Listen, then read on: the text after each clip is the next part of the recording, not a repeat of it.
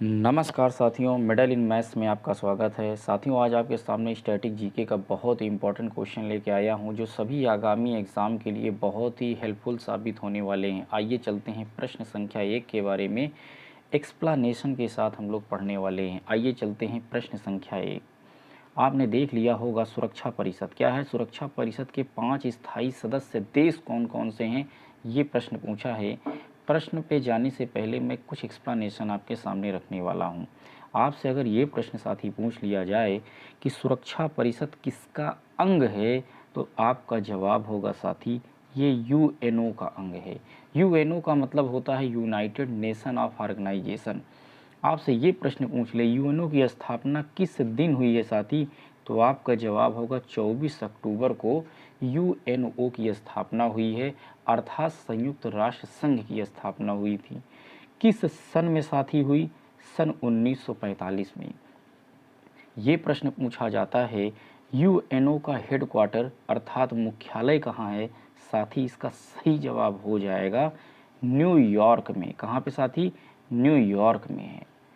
मैं बहुत से प्रश्न को यहाँ पे लिखने में असमर्थ हूँ, फिर भी मेरी कोशिश ये रहेगी आपको कम से कम ऑडियो के माध्यम से ये बातें मैं आपको समझा सकूँ। इतनी बात आप समझ लिए होंगे। आइए चलते हैं, रिपीट कर लिया जाए। सुरक्षा परिषद किसका अंग है? आपका जवाब हो जाएगा यूएनओ। यूएनओ की स्थापना किस दिन हुई थी? 24 अक्टूबर को हुई थी। इसीलिए पूरे विश्व में 24 अक्टूबर को यूएनओ डे मनाया जाता है, अर्थात संयुक्त राष्ट्र संघ दिवस मनाया जाता है। इसकी स्थापना 1945 में हुई थी। इसका मुख्यालय कहाँ पे है? न्यूयॉर्क में। अगर ये क्वेश्चन पूछा जाए यूएनओ के कुल कितने अंग हैं साथी, तो आपका जवाब हो जाएगा इसके 6 अंग होते हैं। यूएनओ अर्थात संयुक्त राष्ट्र संघ में कुल कितनी भाषाओं का प्रयोग होता है, तो आपका जवाब हो जाएगा 6 भाषाओं का यूज किया जाता है। अगर ये पूछ लिया जाए कि यूएनओ अर्थात संयुक्त राष्ट्र संघ की जो डेली जो ऑफिस में जो भाषाएं यूज होती हैं, जिन्हें कार्यकारी भाषा कहते हैं, उनमें इंग्लिश और फ्रेंच का यूज किया जाता है। मैं उम्मीद करता हूँ ये बात आप समझ लिए होंगे। चलते हैं, उसके बाद भी आपके सामने कुछ क्वेश्चन रख रहा हूँ। अगर साथी ये पूछ लिया जाए कि सुरक्षा परिषद के अंदर कितने सदस्य देश हैं, तो साथी आपका जवाब होगा कि 15 सदस्य देश हैं। फिर से मेरी बात को समझिएगा, सुरक्षा परिषद के कुल कितने सदस्य देश हैं, तो आपका साथी जवाब हो जाएगा 15। इस 15 में साथी 5 स्थायी हैं और 10 अस्थायी हैं। 5 स्थायी हैं और 10 अस्थायी हैं। जो ये 5 स्थायी हैं, इन्हीं के पास वीटो पावर होती साथी। क्या होती है? इन्हीं 5 के पास वीटो पावर होती है, अर्थात कुछ विशेष निर्णय लेने की क्षमता होती है। यही सवाल आपसे पूछा है कि सुरक्षा परिषद के जो 5 स्थायी सदस्य हैं, उन देश का नाम बताइए। साथ ही मैं ट्रिक के माध्यम से आपको याद करवाता हूँ। आप ट्रिक क्या याद करेंगे? फ्रेस। क्या याद करेंगे? फ्रेस। एफ का मतलब फ्रांस, आर का मतलब रूस, ए का मतलब अमेरिका, जिन्हें यूएसए भी कहा जाता है, सी का मतलब चाइना, ई का मतलब इंग्लैंड, जिसे ब्रिटेन भी कहते हैं, और ये सभी बातें ऑप्शन नंबर सी में दिखती है। फिर से मेरी बात को समझिएगा, सुरक्षा परिषद में कुल 15 सदस्य होते हैं, 5 स्थायी होते हैं, 10 अस्थायी होते हैं। जो 5 स्थायी होते हैं उनके पास वीटो पावर होती है, और याद करने का तरीका फ्रेस होता है। ये बात आप समझ लिए होंगे। अब साथ ही मैं एक बात और आपको बताता हूँ, सुरक्षा परिषद का काम क्या है? पूरी दुनिया में शांति को स्थापित करना। क्या स्थापित करना? शांति को स्थापित करना और सुरक्षा प्रदान करना होता है। इसीलिए सुरक्षा परिषद को दुनिया का पुलिस मैन कहा जाता है। क्या कहा जाता है? दुनिया का पुलिस मैन कहा जाता है। सुरक्षा परिषद को क्या कहा जाता है? दुनिया का पुलिस मैन कहा जाता है। मैं उम्मीद करता हूँ ये बात आप समझ लिए होंगे। एक क्वेश्चन और आपके सामने रखने वाला हूँ। जो हमारी यूएनओ होती है, वहाँ 6 प्रकार की भाषाओं का प्रयोग किया जाता है। वो कौन कौन सी भाषाएं हैं, याद करने का ट्रिक बता रहा हूँ।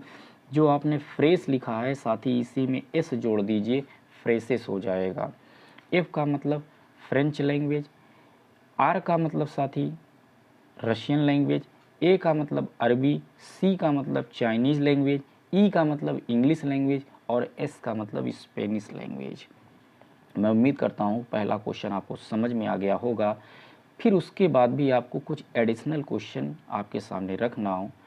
अगर साथी ये पूछा गया है यूएनओ के टोटल कितने अंग होते हैं, तो साथी 6 अंग होते हैं। कितने अंग होते हैं? 6 अंग होते हैं। आइए इस डिटेल को आपके सामने रखने वाला हूँ। कितने अंग होते हैं साथी? 6 होते हैं। कौन कौन सा होता है? एक साथी होता है महासभा। क्या होता है? महासभा।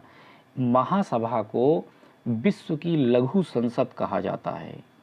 विश्व की लघु संसद। आपसे क्वेश्चन पूछेगा महासभा किसका अंग है, तो आप बताएंगे संयुक्त राष्ट्र संघ का अंग है, जिसे विश्व की लघु संसद कहा जाता है। ये बातें पहली बात हो गई। दूसरा साथी हो गई सुरक्षा परिषद, हो गया दूसरा अंग। मैं तीसरे अंग की बात कर लेता हूं साथी, तो हो जाएगा आर्थिक एवं सामाजिक परिषद। आर्थिक एवं सामाजिक परिषद। चौथा हो जाएगा प्रान्यास परिषद। क्या हो जाएगा? प्रान्यास परिषद। अगर साथी आपसे ये पूछा जाए पांचवा क्या हो जाएगा, तो अंतर्राष्ट्रीय न्यायालय। मैं साथी जो बात लिख रहा हूँ मैं आपको केवल हिंट के माध्यम से लिख रहा हूँ, बाकी आप मेरी बात को सुनिएगा। आपसे पूछ लिया छठा अंग कौन सा हो जाएगा, तो सचिवालय हो जाएगा। साथी क्या हो जाएगा? सचिवालय हो जाएगा।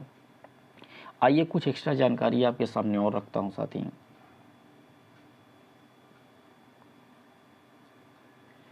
आपसे साथी ये पूछा जाएगा कि जो अंतर्राष्ट्रीय न्यायालय की स्थापना कब हुई थी। क्वेश्चन क्या पूछेगा? अंतर्राष्ट्रीय न्यायालय की स्थापना कब हुई थी, तो आपका जवाब होगा 3 अप्रैल 1946 को। और इसकी स्थापना हुई कहाँ थी, तो आप कहोगे सर इसकी स्थापना नीदरलैंड में हुई थी। और नीदरलैंड में साथी कहाँ हुई थी? हेग में हुई थी। कहाँ पे हुई थी? हेग में। बहुत इंपॉर्टेंट क्वेश्चन है। अंतर्राष्ट्रीय जो न्यायालय है संयुक्त राष्ट्र संघ का अंग है, इसकी स्थापना 3 अप्रैल 1946 की हुई है। और ये कहाँ पर स्थित है, किस देश में स्थित है? नीदरलैंड में है। और नीदरलैंड के किस शहर में है? हेग शहर में है। जो ये साथी अंतर्राष्ट्रीय न्यायालय होता है, इसमें कितने जज काम करते हैं? 15 जज काम करते हैं। कितने जज काम करते हैं? 15 जज काम करते हैं। इसमें एक कंडीशन ये है कि इसमें, आइए साथी प्रश्न संख्या 2 पर हम लोग पूरे फोकस को एडजस्ट करते हैं। आपने देख लिया होगा कौन सी बातें सुमेलित नहीं है। यहाँ पे क्या लिखा है? कौन सी बातें सुमेलित नहीं है, तो इसका मतलब क्या हुआ? हमें गलत को छांटना है। सबसे पहले ये साथी जानेंगे परमाणु ऊर्जा संयंत्र। परमाणु ऊर्जा संयंत्र का मतलब ये हुआ बहुत बड़ा बिजली घर। इस तरीके से याद करेंगे, बहुत बड़ा बिजली घर है। क्या है? बहुत बड़ा बिजली घर है। तो नरौरा उत्तर प्रदेश में एक जगह है, तो नरौरा परमाणु ऊर्जा संयंत्र कहाँ साथी है? उत्तर प्रदेश में है। ये पहला क्वेश्चन आपका हो। कलपक्का में एक जगह है जो कि तमिलनाडु में है, वहाँ पर भी परमाणु ऊर्जा संयंत्र है। ये बात भी आप समझ लिए होंगे। कैगा कर्नाटक की एक जगह का नाम है, वहाँ पे बहुत बड़ा बिजली का संयंत्र लगा हुआ है। तो कैगा परमाणु ऊर्जा संयंत्र साथी कहाँ है? कर्नाटक में है। आपने ये बात देख लिया होगा, अगर उत्तर प्रदेश में है साथी तो उत्तर प्रदेश नाम से नहीं स्टार्ट है। तमिलनाडु में अगर है तो तमिलनाडु के नाम से नहीं स्टार्ट है। अगर कर्नाटक में अगर ये परमाणु ऊर्जा संयंत्र है तो कर्नाटक के नाम से नहीं है। पर ऑप्शन नंबर ए आप देखिए राजस्थान के नाम से है, जो कि वास्तव में गलत है। राजस्थान परमाणु ऊर्जा संयंत्र नहीं है साथी। राजस्थान के स्थान पर रावत भाटा है। क्या है साथी? रावत भाटा। क्या है? रावत भाटा शब्द लिखा होता, रावत भाटा परमाणु ऊर्जा संयंत्र कहाँ पे है, तो आप बोलते साथी कि जो ऑप्शन में लिखा है वो बातें सत्य हो जाती हैं। आइए चलते हैं नेक्स्ट क्वेश्चन के बारे में चर्चा करते हैं। इसके पहले 2 एडिशनल जानकारी आपके सामने और रखूंगा साथी। अगर आपसे ये कोई पूछ ले कि सबसे पहले पूरी दुनिया में बिजली घर का निर्माण किसने किया था, आपका सही उत्तर हो जाएगा रूस ने सबसे पहले परमाणु बिजली घर का निर्माण किया था। आपसे क्वेश्चन ये पूछे कि देखिए आजकल होता क्या है कि बहुत बड़े स्तर पे जब काम होता है तो एक देश दूसरे देश का सहयोग करते हैं। अगर ये पूछ लिया जाए कि रावत भाटा परमाणु ऊर्जा संयंत्र की स्थापना जो है कब हुई थी, तो आप साथी बताएंगे सन 1973 में हुई थी। किस देश के सहयोग से हुई थी, आपका जवाब हो जाएगा कनाडा देश के सहयोग से। मोस्ट इंपॉर्टेंट क्वेश्चन है। रावत भाटा परमाणु ऊर्जा संयंत्र की स्थापना सन 1973 में हुई थी। किस देश के सहयोग से हुई थी? कनाडा देश के सहयोग से हुई थी। आइए चलते हैं नेक्स्ट क्वेश्चन। आपने साथी देख लिया होगा, बहुत इंपॉर्टेंट क्वेश्चन है। सदीर किस नृत्य शैली का प्राचीन नाम है? सबसे पहले हम बताएंगे साथी, इसका सही जवाब तो हो जाएगा भरतनाट्यम। हमारे पूरे भारतवर्ष में टोटल 8 शास्त्रीय नृत्य चलते हैं। क्लासिकल डांस टोटल कितने हैं? 8 हैं। इन्हें शास्त्रीय नृत्य क्यों कहते हैं? क्योंकि इनका जिक्र हमारे शास्त्रों में मिलता है। बात ये होती है जो 8 हैं साथी, क्या ये जो टोटल 8 हैं, इसमें सबसे पुराना कौन है? भरतनाट्यम है। सबसे नया कौन है? एक सत्रिया है साथी। क्या है? सत्रिया। क्या है? सत्रिया। जो सत्रिया सबसे नया है, अर्थात सबसे लास्ट में ये क्लासिकल डांस आया है, जो आसाम का है। जो कहाँ का है? आसाम का है। ये बात आप समझ लिए होंगे। आइए ऑप्शन के बारे में कुछ चर्चा कर लेते हैं। कथक साथी कहाँ का है? उत्तर भारत का है। ओडिसी कहाँ है? उड़ीसा का है। मोहिनी अट्टम कहाँ का है? केरल का है। भारतनाट्यम कहाँ का है? तमिलनाडु का है। कथकली कहाँ का है? केरल का है। ये बात आप समझ लिए होंगे। मोहिनी अट्टम भी केरल का है। आइए चलते हैं प्रश्न संख्या 4 के बारे में कुछ जानकारियाँ इकट्ठा करते हैं।